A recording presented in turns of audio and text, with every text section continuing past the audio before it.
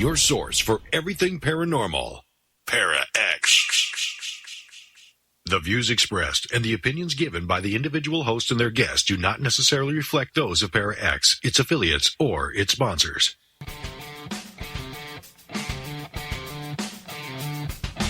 Supernatural. Magic.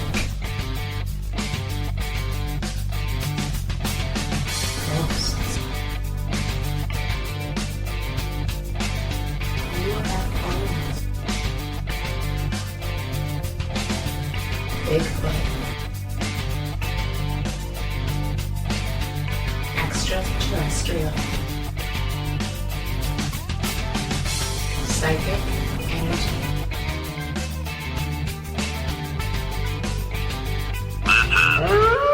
The Calling. And good evening, everyone, and welcome to The Calling.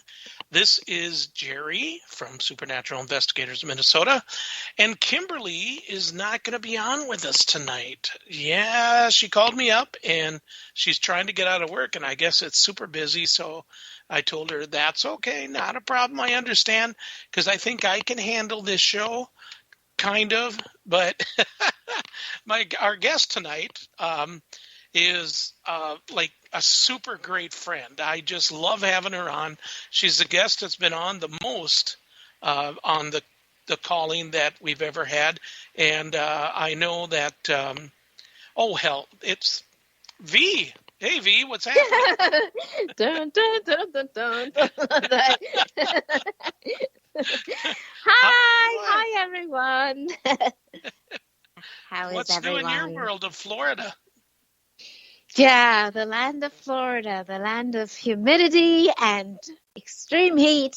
So much that you cannot go outside. So I've been spending a lot of days inside like a recluse there, just trying to keep busy. Yeah, I heard about the shortage down there. The shortage of what? Deodorant. You. That would be terrible, wouldn't it? It's Yes. like no matter where you go, I mean, they're out of everything, and it's not just a secret. It's like secret, A secret. Oh, boy. All right. He'll be here all week. Especially Wednesdays. Especially Wednesdays, that's right. So what's happening down there in your world, though? I mean, anything really cool and exciting? Yeah, I mean, I've been slowing down a bit on the readings, still doing a lot of readings, but yeah, that's about it. Gotcha.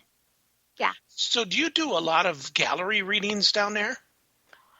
Not yet. I'm actually going to be switching to that because I have such a big waiting list currently that I realized maybe if I could get everyone in, I could knock that list down. Right.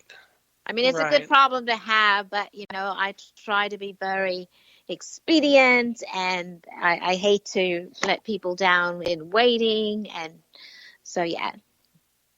Gotcha. Well, it's got to be, like doing a gallery and stuff. I mean, what kind of, take me through a gallery. I've never been to a gallery reading. Yeah, I actually went to one for James Van Prague because I wanted to check out how the whole thing works out, and there was probably 200 people.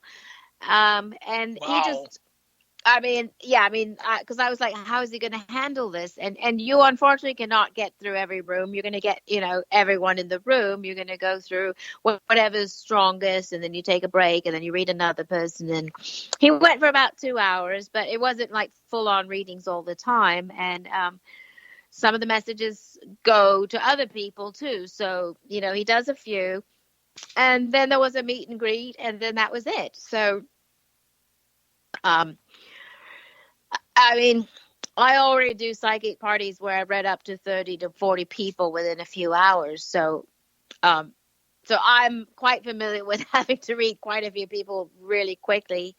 So I just figure it's time to step up and go this next level where I just hopefully will be more the end of this year into next year doing more touring and traveling and just going to different cities. And so I'm looking forward to that. And it's kind of, after 7 years of sitting inside the house, it's kind of time to get out of the house.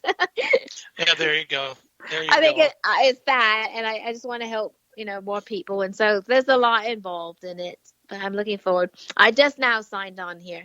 Yep, so I just seen that. Yeah. That's what I was fiddling with here, so I can read questions and things too. There you Should go. they arise?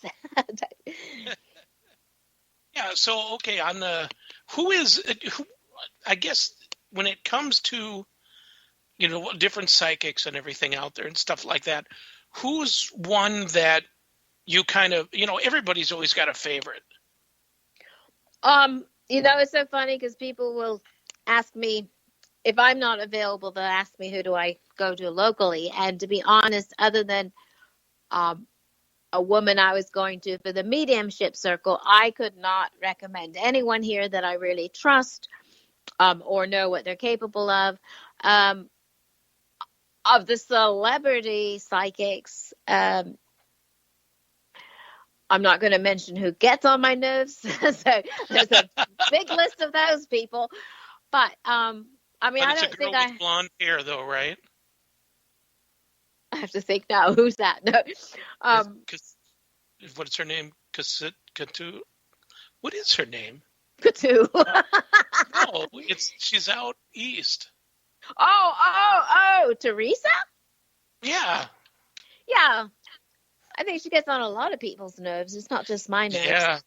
I know Mystic, she was here and everybody was, she come out and stuff. She's like, I don't like those flowers. I want everything moved out of there. I don't want that there. I want it the way I want it, or there's going to be no show.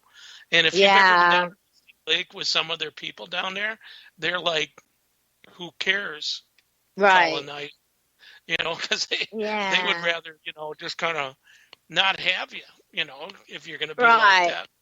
Yeah, and I think that's what's happened since, becoming a celebrity and having a show and all that. It's just, unfortunately, that's the true test. Are you going to stay yourself, or are you going to just become a mega pain in the ass? And a lot of people, unfortunately, they cross over that line and become that way, and that's when they become unappealing to me. Right. Oh, no, I hate that. I mean, if you're a celebrity and stuff like that, and no matter if it's paranormal or metaphysical or, or comedies or movies, singer and stuff, you got to be nice to the people, I mean, you don't have to be over nice, someone come walking up to you and they're trying to hug and kiss you and stuff, I'd knock them out with one punch. And that's happened to me before because I'm such a celebrity, but but I mean, people gotta act their age and stuff, and it's but I can see some people get out of hand, and it makes it kind of tough. But then there's some that just won't even look your way, I know. It's crazy. That's not good either. Yeah, I mean, it's a fine line. I mean, you're still doing the same thing you were before. It's just that a lot more people know about it. There's no need to change your attitude or belittle people or command things here and there. It's just... Right. Yeah, so she's definitely not on my like list. I mean, James Van Prague was very... Not that I'm partial because he's from LA or lives there, but... he just seemed very down to earth, very just charming and cute, and so I mean, and I've read a couple of his books, so I mean, I think he was believable and good and relatable, Right. Yeah. Wow. So when it comes to what would you tell people if they're looking for a psychic or something like that? How would they know to pick one that's good? I mean, not just from the reviews on the website, right? I mean, what brings them out to be, like good? Because I mean, I'm kind of particular to you because you've been my friend for years, and I've already seen what you can do, which has totally amazed me, and with Bobby Sullivan too. But Bobby sometimes scares people. Right. I remember once sitting and telling somebody something, and they're like, who are you? And I'm like, I think I got too deep in their soul. But it scared them. And then in turn, it scared me because I'm like, yeah, who am I really? It's kind of scary sometimes, the information you get. This is when I first got started. So it was a little more scary because I was just like nailing stuff and telling people stuff they probably didn't think I know about them, especially when I'm on a first date and I'm saying all this stuff and they're like, no second date for you.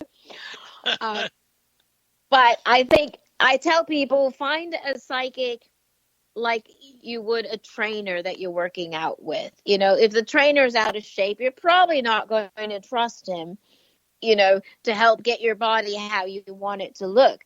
Same thing with a psychic. I mean, you want to find somebody that you connect with. It should feel like an old friend. It should feel very comfortable. In the thousands of readings, there's only, I believe, 10 so far. I couldn't read. And it's like we didn't have a good connection. It was very, you know, they also came from a place of being a bit skeptic, which instantly, you know, closes off that door. You have to be a little bit open, at least to the possibilities. You don't have to 100% believe, but just be open. And if you come kind of like, night or yeah, you know, she's full of it, I can feel that, and that already is putting up this invisible wall, so it's not going to be a good connection.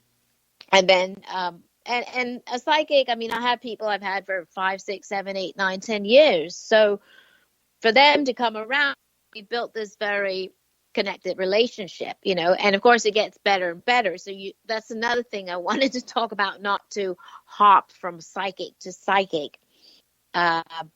First of all, find one and use one. And if they're not available, either be patient or have a second one for backup.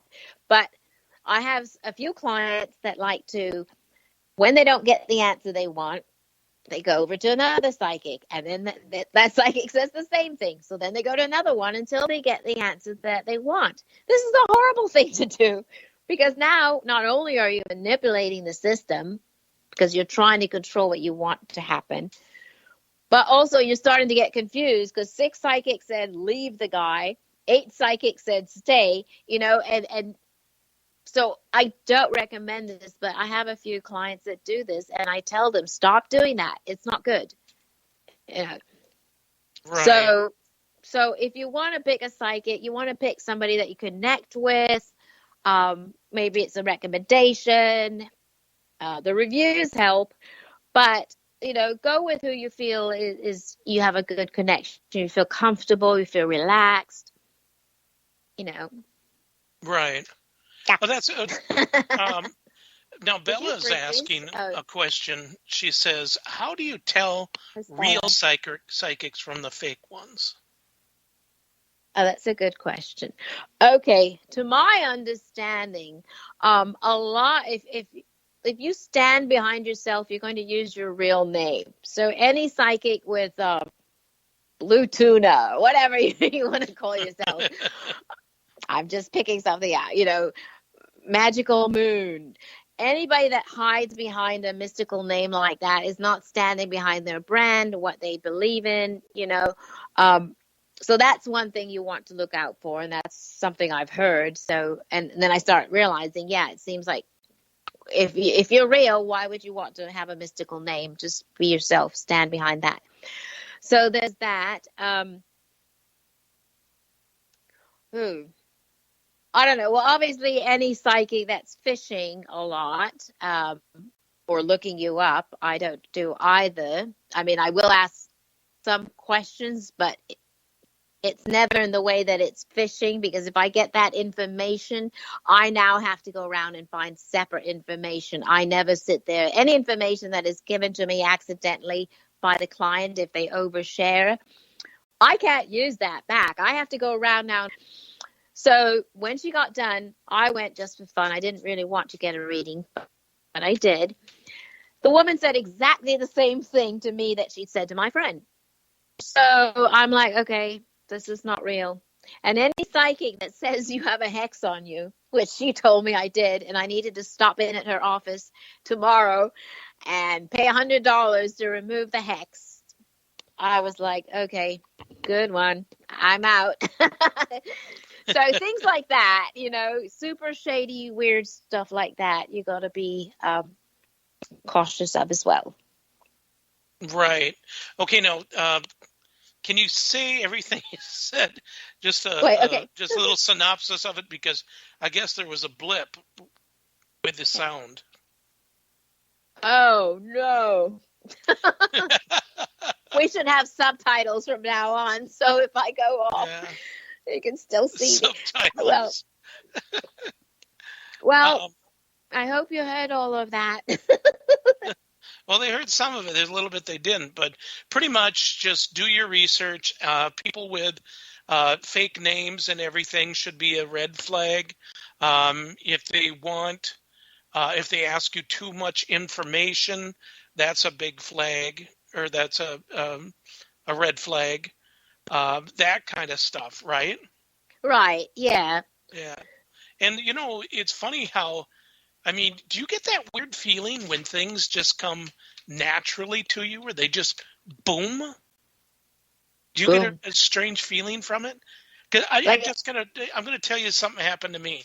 It was my team and I were at a Perkins, and we went in, and I think we either were done with an investigation or we were just having a meeting. It was one or the other. I don't remember. And as we were sitting there, we were about to order, the waitress come over and said, "Sim, what's that? You guys like a bowling team or something?" And one of the guys says, "No," or I think it was May who said, "No, Supernatural Investigators of Minnesota." And she said, "Oh, you're like a ghost team?" I really hate right. Right away I got a bad, I got a bad taste in my mouth from her. And she goes, "Oh, which one of you is the big psychic person?" Now, I don't claim to be a big psychic person. And everybody's like, "Jerry." And she come over and she said some snide remark that I didn't really care for. And I said, "Give me your hand." So she gave me her hand, and I hung on to her hand, and it just, this weird feeling and this sight just came over me. And what it was, I said, when you were a child, you were riding a bike. It was a red one. You're wearing a checkered red and white dress. I said, you're feeling some really bad pain in your right foot. Really bad pain. And she let go of my hand. I said, "Did you lose a toe?" She got her big toe caught in the sprocket, and it ripped her toe off. That's insane. Yeah.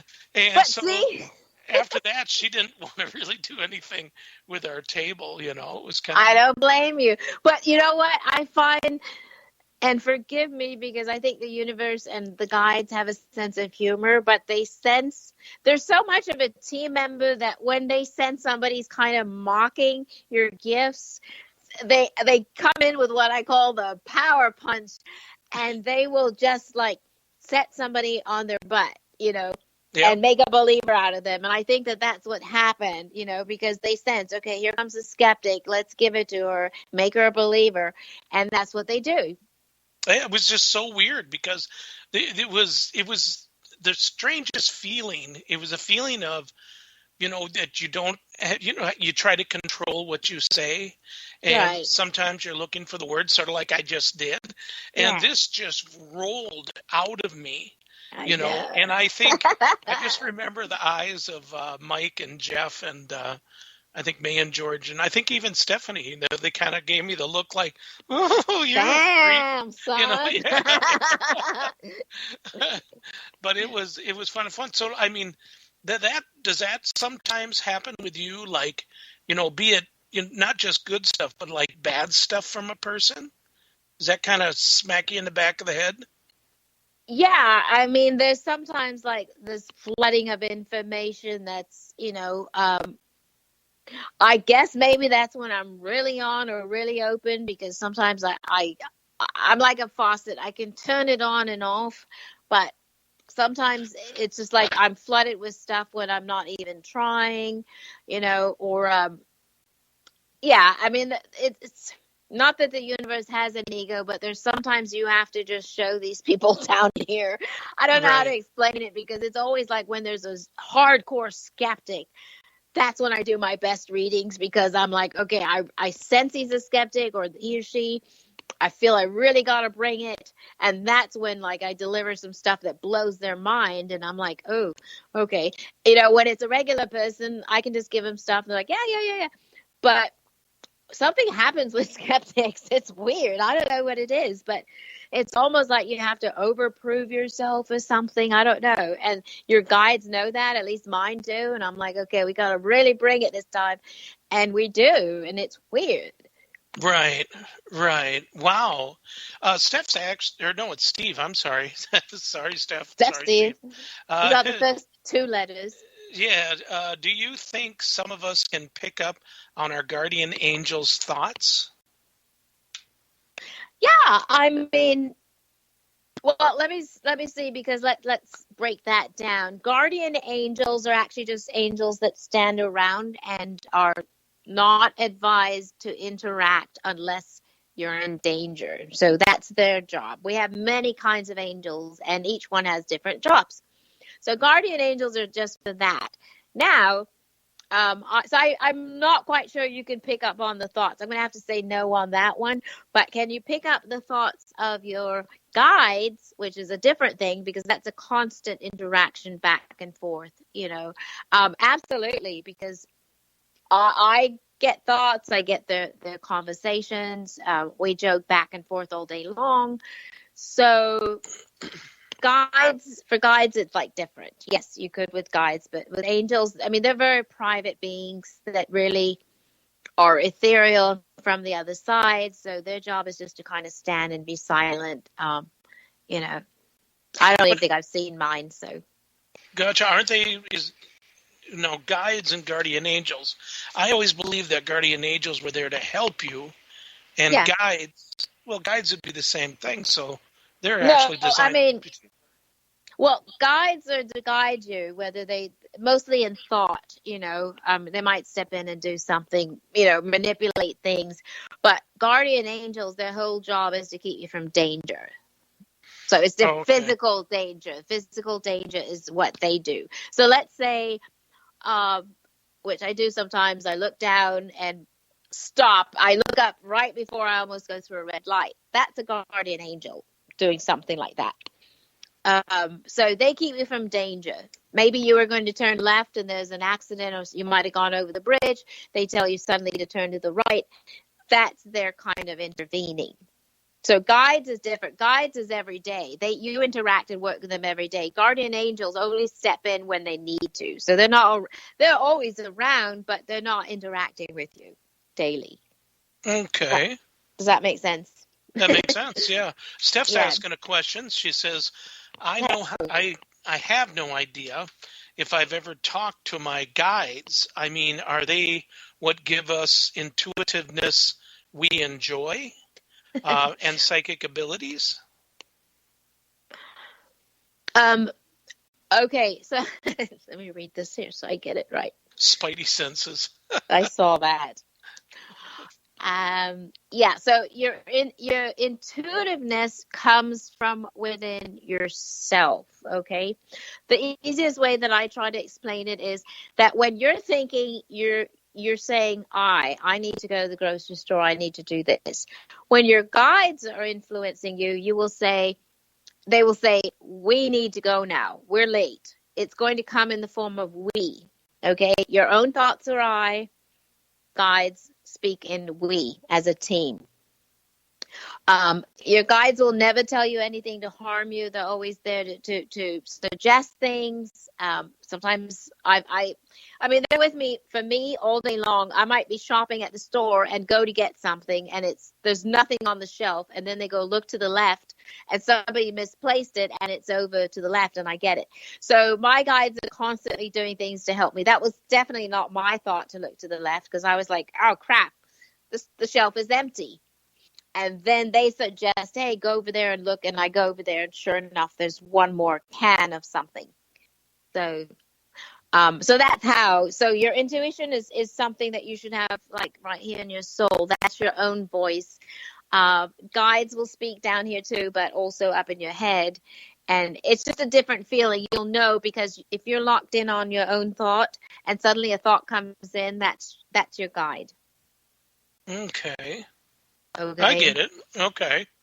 I know that sounded super complicated, but it's really not. Right. Gotcha on that. When it comes to animals and what, like you're going out and you're looking for an animal and stuff like that. Is it just your attractiveness on what they look like and what they want, or is it that they too want to be with you? So they may be something that's not even, something that it's not even that what you want. Oh, gosh darn it. I'm trying to figure it out. Use the words.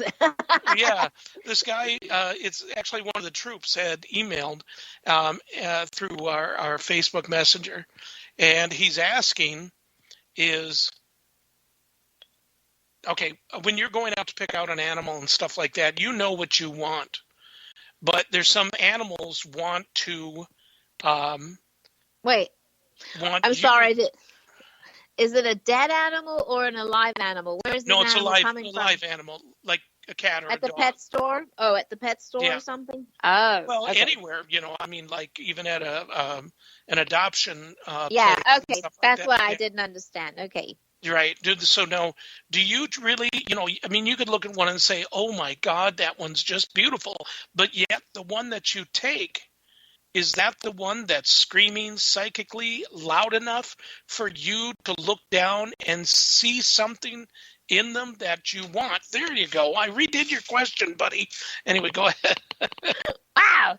Kind of like this here, right? Yeah, I just woke her up here. She's very mad. No, but I mean, for me, when I picked Aura out here, there's a long story before that. But anyway, I kind of wanted a dog that's a little bit playful, a little bit mellow, So I put that out there. I needed kind of like the perfect dog. I can't have it hyper all the time, and I can't have it lying around half dead all the time too. So I walked in, and I was at a breeder, so there was 70 dogs there. Okay, in the house. Oh my God. Yeah, 3 litters going on. So I mean, there's puppy galore, dog galore. It's a madhouse.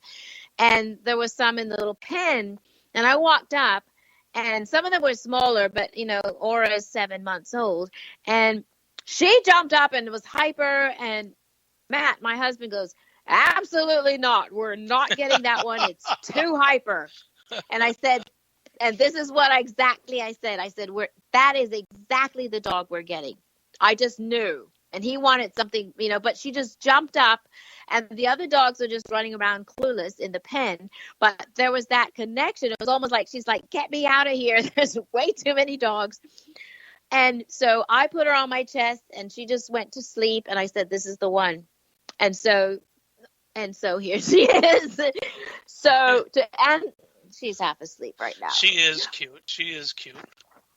But there was just that connection, that soul connection, like, I want you, you want me, let's make this happen, So I do believe that there's some sort of little soul to soul connection, and that's all that needs to be, and that's how you pick. But I'm a big believer in let the animal pick you. Right. They just sort of. One of the ones, our first one that we ever got, a dog, and we went out to this humane society, and all these puppies were like running around. They were German Shepherd mix, and we're just kind of looking at them and stuff, and they all ran across to the other side except for one. She sat there just looking at us with her little head turned and her ears kind of perked up a little bit. And Steph and I looked at each other. That's the one we want. But she was really mellow and everything. And once we brought her outside, and she's like, I'm free. And that was it. Oh, my God. She was a wild thing. She was the best one out of the group. Yeah, no, but I mean that's truly how you have to do it, and it is because animals are so sensitive and they can pick up and maybe you got a hybrid dog because you're so mellow, or or maybe Yeah. that's true, I mean maybe you need that, but That's either true. way, yeah, I mean animals are such a blessing. All kinds of animals. Gotcha. Well, we're going to go on break, and we'll be right back, everybody, in about 2 minutes. Heard of Area 51, the U.S. government's top secret base in the Nevada desert. But have you ever heard of Area 52 or 53 or 54? 54? How about Tonopah Test Range or the Navy's secret base inside the Bermuda Triangle? Find out about them and more in Mac Maloney's Beyond Area 51, Mysteries of the World's Most Forbidden Places. Did Richard Nixon show Jackie Gleason a crashed alien spaceship near the swamps of Florida? Is it true that more UFOs are seen over a small Scottish village than anywhere else in the world? And is there a secret place in Russia that some people think is heaven on earth? In Mac Maloney's Beyond Area 51, you'll visit more than a dozen top secret places around the globe. The haunted forests of New Jersey, a valley in Colorado where shadows come alive and humans can fly without wings. And where's the only secret base in America that's not been visited by UFOs? You've heard Mac talk all about these places on his radio show. Now you can read all about them yourself. That's Mac Maloney's Beyond Area 51, Mysteries of the World's Most Forbidden Places. Now on sale at Amazon.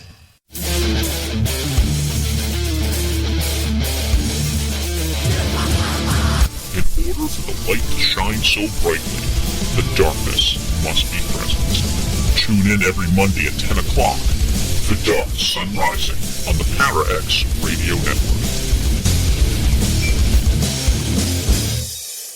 And during the few moments that we have left, we want to talk right down to earth in a language that everybody here can easily understand. Your source for everything paranormal, Para-X. And we're back. This is Jerry with The Calling. And again, Kimberly is not here tonight. She will be here next week. And with me is Miss V, of course, Valentina Lomborg Wiley. But before we go on with the show, where do you find great entertainment? Right here. ParaXRadioNetwork.com. And if you're enjoying the show so far and you want to hear the rest of it because you didn't hear the first part, well, shame on you. Buy a watch. But anyway, it'll be on our website, www.thecallingradioshow.com tomorrow. And it'll also be on YouTube, The Calling Radio Show. Now, again, there's like tons and tons of shows out there. Check them out.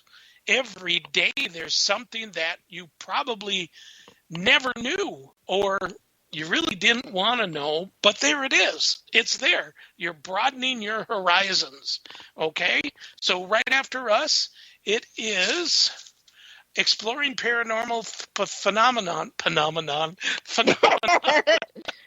with Shonigans, and then every Tuesday night from 8 p.m. to 9 p.m. Central Standard Time, it's The Gathering, and that's with Stephanie and Heidi sitting around that metaphysical table, popping tequila and having fun. No tequila. It's mostly chocolate, dark chocolate. But anyway, there's tons of shows, guys. Just check them all out. Okay, now back to V. So, okay, let's see now. So, can you do a reading for someone right now, or do you want to have them contact you?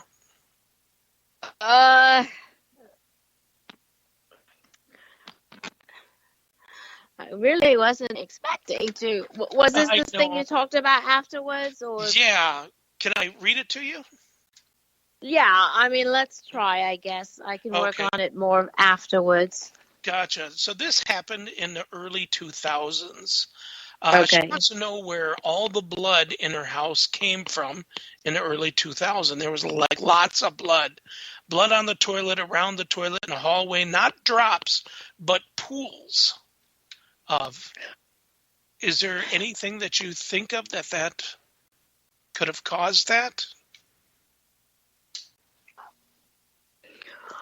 Okay, couple of questions, not fishing, but just trying to get the full picture here. So this woman owned this house. She bought it and there was pools of blood, or she bought the house and then pools of blood appeared. I'm just trying to get the whole concept here. Right. No, she... oh, you don't know? Oh, no, that I don't know. Oh, hold on. Here it is. Rented, Is she on? and then the pools came. Oh, okay. Rented and then pool. Okay, Yeah. Thank you. Just trying to... She's in the chat Oh, room. is it Moofy? Okay. Yep, it's the movie. Yeah, if it is something that you need time to work with, I'll, Yeah, make sure I mean, I can sit and get like first things. I mean, it's going to a mail, but without, I mean, I would really like to take my time. I'm one of those psychics that I tell people I'm not the Long Island medium that just rattles things off. I'm much more slow because I'm thorough and more precise. So I don't like to just sit here and like blah, blah, blah, blah, go off of that. exactly. Probably because I have like 1,000 voices in my head and I'm trying to pick the clearest one. I've heard that about you. Oh my God. Oh no, I'm kidding. Yeah. They let me out to do this interview. No, I'm joking. There you go. I'm joking. Just to let everybody know, we're not on any kind of script or anything. I've known V for so many years and everything. We're pretty much, we're just talking here. We're talking here. Yeah.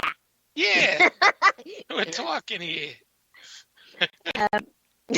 We're doing cartoon voices now. No. Yeah, exactly. But if you feel okay. something, just tell me to shut up, and then you can, Oh yeah. I'm going to give her. Excuse me, forgive me. I'm going to give her my email. I'm so sorry. Take a drink of water now. She's coughing up a hairball, everybody. You'll be fine. My sippy cup. I know. I got a big 40-ounce sippy cup called the Beast. Wow. As long as you're drinking the whole beast, because if you're not getting hydrated. Like 2 or 3 of these. Water is what it is, not booze. No, nobody. They thought it was booze.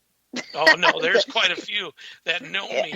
Yeah, because actually, a few weeks ago when I was in Humbird, we were doing an investigation. Was with Katie and Bella, or not Bella. I'm sorry, Bella. Nicole. And for some reason, I decided to down 5 Windsor 7s. And, mommy, I tell you. What's a Windsor 7? Windsor? Whiskey. Oh. Ooh. Yeah, and I don't drink. You know which one I do like? Not the one we should be talking about. It's a booze show. Somebody in Georgia last year introduced me to a screwball. It's like peanut butter flavored. Yeah. Oh my God! That just a little sip of that with some ice, so good. I don't get it. I work at a liquor store, and when Screwball first came in and everything, I just kind of looked at it and I said, I don't think that's going to sell, And they're like, no, it's going to sell real good. And now there's people coming in and they're buying like the biggest bottles of the stuff. And it's like, you got to be kidding me. That just sounds so disgusting. It's a Screwball. It's just like that stuff. It's a peanut butter whiskey, or is it vodka? No, it's whiskey. It's whiskey. But so I have a black currant liqueur. So I put a little bit of Screwball, a little bit of the black currant, and it tastes like peanut butter and jelly. It is so good. I'm telling you, go buy just like a little bottle of it. Or have a bartender make it, but you will be hooked. No. Fireball. Steffi, I'll pick you up a little trial bottle of it, and you can check it's it so out. good. I'm telling you. Next time we'll talk about it. Whoever tried it, we can talk about it. But yeah, it's really good. That's also all I have to say. Pickle juice vodka. No. Yeah. Yeah, that's Oh, the whole yeah. trend is like pickle juice and lose weight, pickle juice. I'm sorry, I'm not buying it. No, I still have a problem with pickles. I mean, Pickles are pickles, yuck. they were baby cucumbers. I mean, check this out. And these baby cucumbers were then stolen from their, Birth. yeah, and they were At birth. drowned in dill. I mean, that's terrible. You know, everybody should feel bad if they like pickles stuff. They're aborted cucumbers. Pretty much, yeah.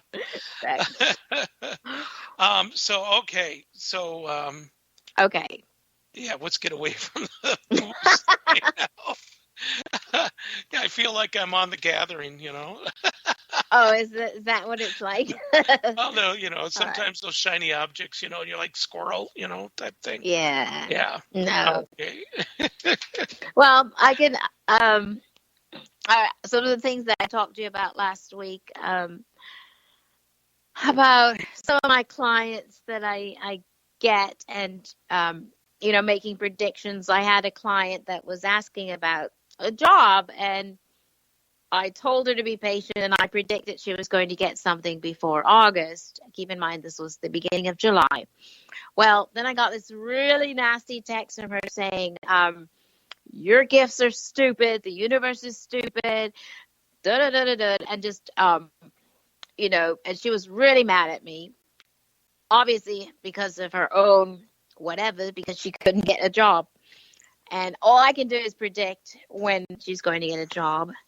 And what happened was, so I just ignored her. She called me like 4 times in a row. I didn't pick up, obviously, because I don't need the negative energy. Right. So 4 days later, I get a text from her. I got hired. I'm Monday. So I wrote, I forgive you. so she writes back, I'm sorry. And it's just like, people have to realize that all I can do is see things out into the future. Sometimes I can, you know, get a time frame reference. Other times I can't. I can just tell if it's further out, really close, or somewhere in the middle. And this person just wasn't patient enough to realize that her job was coming, and you just need to sit and wait for the timing of the universe. And Right. so, you know, it's tricky with predictions because I'm pretty good at predicting things. However, if the universe steps in and delays things, that's not my fault. It's either saving you from something or, you know, waiting for something better for you. But my point is that just it's difficult sometimes as a psychic to be in my position, and people are relying on you, and, you know, they're sitting there waiting for the job, and then they chew you out because it doesn't happen as they want. It can be frustrating because, you know, we all know the universe works in mysterious ways, and sometimes the timing is a little different. Right. Exactly. Yeah. I mean, you know, then it's like, someone told me one time, I don't remember who it was, but they said that people can go to psychics. They can go to ones that are real. They can go to ones that are bad. You know, the only thing is if the question they asked deserves an answer, then that psychic would be able to give it to them. But Right. if it's a question that they don't deserve, then there's nothing that anybody can do about it. It's the universe that decides no. You know, Exactly. Ultimately, it's something that they are supposed to to look within and to know, to get the answer out themselves. Right. And, yeah, I thought that was pretty crazy. That was pretty good. Well, and sometimes people have asked me questions, and it took me a while to learn that when there's no answer, that is the answer. Exactly. You know, and people are like, well, you know, yes or no. And I'm like, there is no answer, so that is the answer. And that's kind of complex. and, you know, if you're not spiritual, you may not get that because some people want very black and white, yes or no. But the answer sometimes lies within the silence of that. Right. So another question from someone. They're asking, in the early 70s, they stood in a spot where Hitler gave one of his speeches. There was a definite spooky feeling. What was it? Could it have been the Hitler himself? Could it have been, just, the essence of what he stood for? Or is it just a place that actually remembers? Wait, what's the question? The question is that they were in, let me get back to it here. In the early 70s, this person stood in a spot where Hitler gave his speeches. Oh. There was a definite spooky feeling. What was it? I've heard that sometimes when a person of great power and strength, and mostly that if it's like a bad thing and stuff, that their essence can still be in that spot. Yes. It's because of themselves. They can be in different places at one time because they're so crazy, pretty much put it like that they go back to places that to them was their moment of fame. Well, I also think that happy energy is light and fluffy, and heavy energy tends to like soak in more and stay in places. It doesn't like disperse and float around.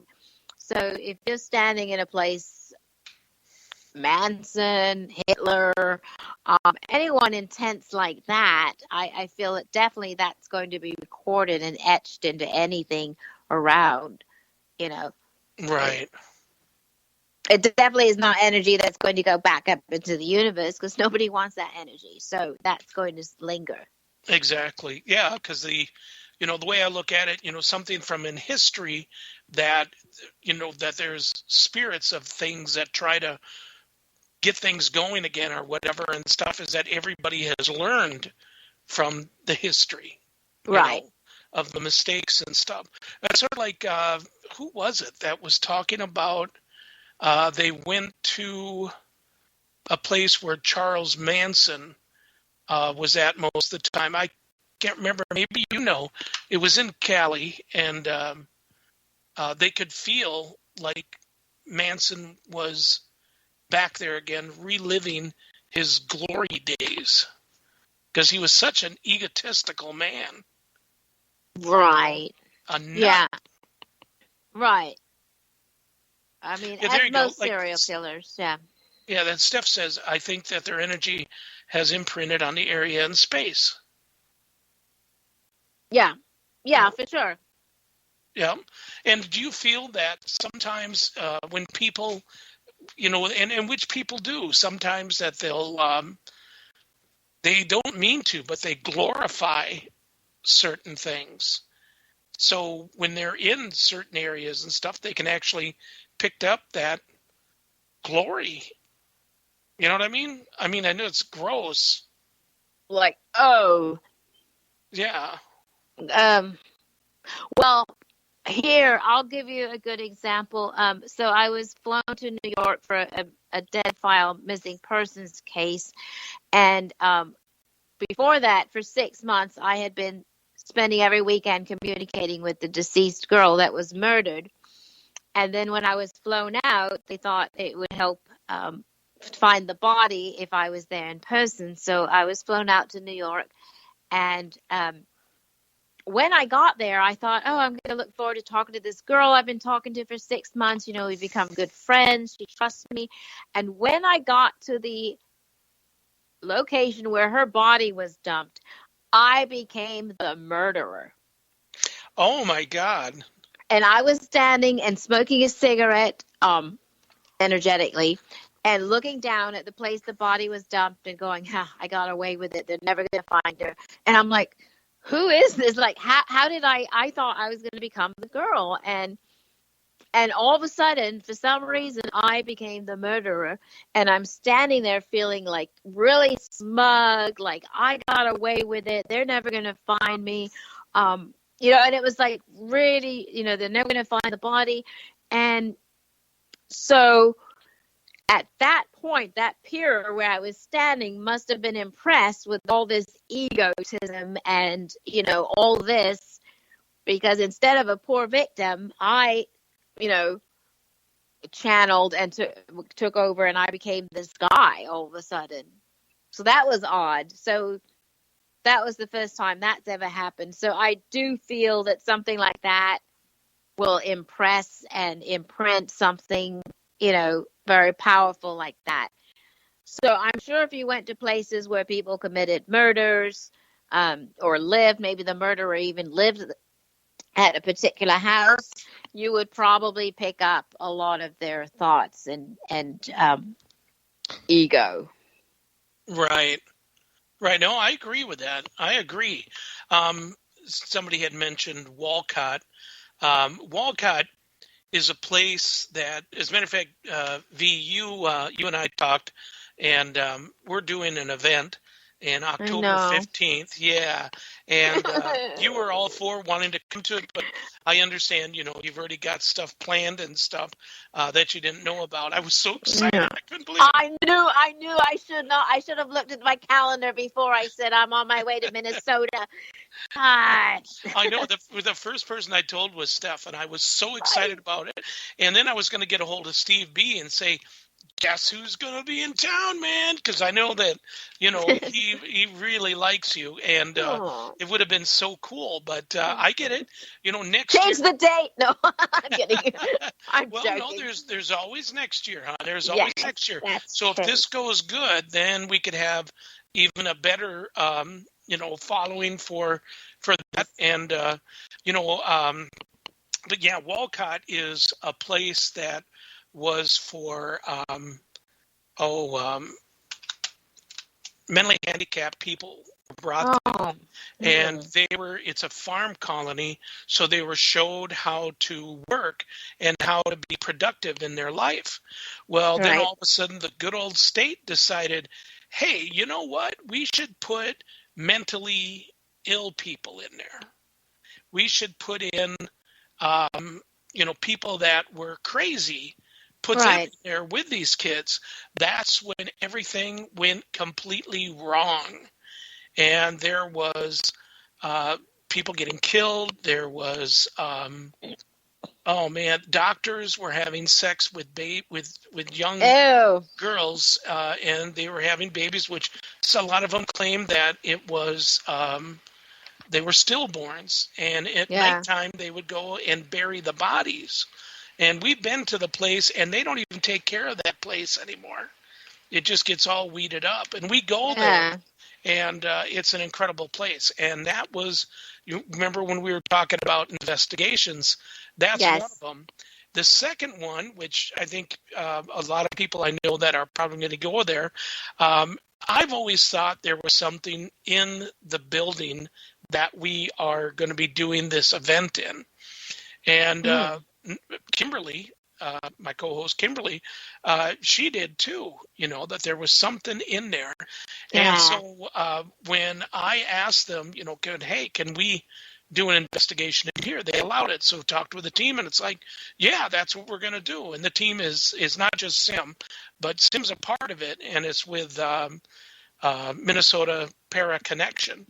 Anyway, so as I was there on Saturday, I was walking through, and the girl who let me into the building to take measurements, she was with, I was kind of telling her what was happening. And then all of a sudden, what we both heard is she's coming back on Saturday, she's home.